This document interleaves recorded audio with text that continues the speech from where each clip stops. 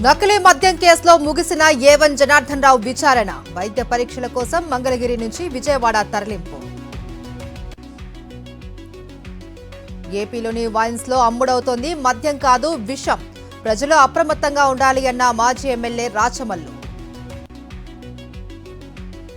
BC రిజర్వేషన్లపై సుప్రీంకోర్టుకు వెళ్లాలి అని నిర్ణయం. 42% రిజర్వేషన్లకు కట్టుబడి ఉన్నామన్న రేవంత్ సర్కార్. తమిళనాడు కోయంబత్తూరులో కేటీఆర్ పర్యటన. National student motor sports event కు హాజరు.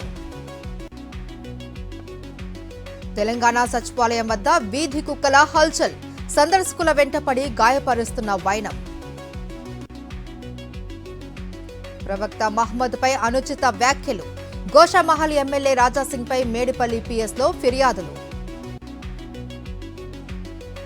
హైదరాబాద్ సైబర్ క్రైమ్ పిఎస్ లో సినీ నటుడు శ్రీకాంత్ అయ్యంగార్ పై కేసు. మహాత్మా గాంధీపై అనుచిత వ్యాఖ్యలు చేశారు అని బల్మూరి వెంకట్ ఫిర్యాదు. కొత్తగూడెం జిల్లా భద్రాచలం వద్ద పోలీసుల చెక్ పోస్ట్. అక్రమంగా పశువులను తరలిస్తున్న డీసీఎం వాహనం సీజ్. కాకినాడ జిల్లా రామవరం వద్ద విజిలెన్స్ అధికారుల సోదాలు. 3 టన్నుల రేషన్ బియ్యం పట్టివేత, వాహనం సీజ్.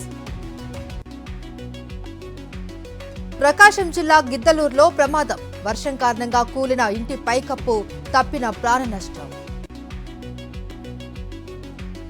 ఖమ్మం జిల్లా రాయన్నపేటలో కిలాడి లేడీ అరెస్ట్. ఇళ్లలోకి చొరబడి దొంగతనాలకు పాల్పడుతున్న మహిళ. చైనాపై 100% టారిఫ్ల ఎఫెక్ట్. అమెరికా స్టాక్ మార్కెట్లు అల్లకల్లోలం. ఒక్కరోజే $1.5 ట్రిలియన్ సంపద ఆవిరి. భారత్ విండీస్ మధ్య రెండో టెస్ట్ మ్యాచ్. ముగిసిన రెండో రోజు ఆట. 378 పరుగుల వెనుకంజలో వెస్టిండీస్.